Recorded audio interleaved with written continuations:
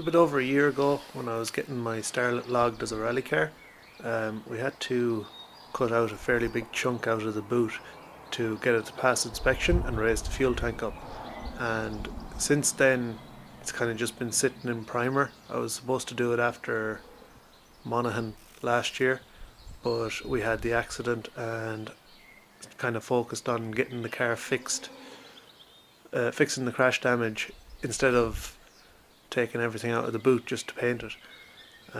So as we went on getting the car fixed and I started making other parts for the Starlets, it kind of just kept getting put on the long finger. But recently I noticed that the pinion seal on the axle was blowing oil out, so I had to get that checked, and it was the perfect time to go at painting the boot. So that's what I did today.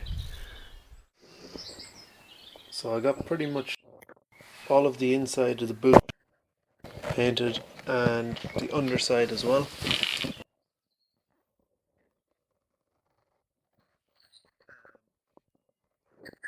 So it was the first time really that the axle's been out since last year, which was kind of the main thing that stopped me from doing it. It's not like it's hard to take the axle out, but it's just more awkward taking it out just to do something very small like that.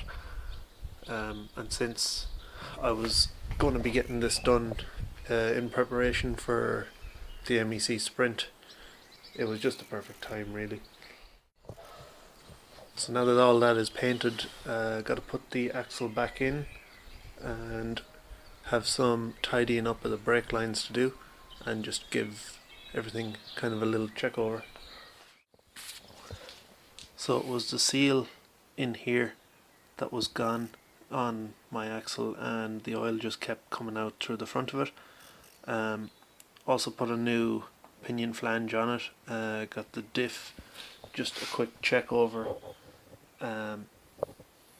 just to make sure that it wasn't wearing excessively, that we didn't run it on low oil and cause some damage.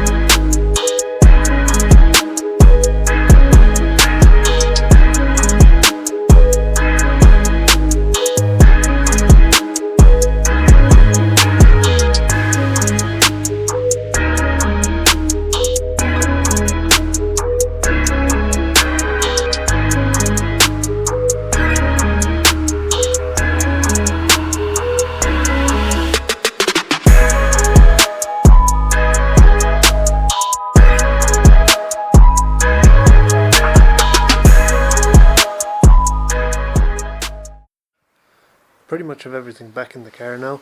So the fuel tank and pumps are back in and wired in again, and fuel lines connected up to where they should be. The axle is in as well.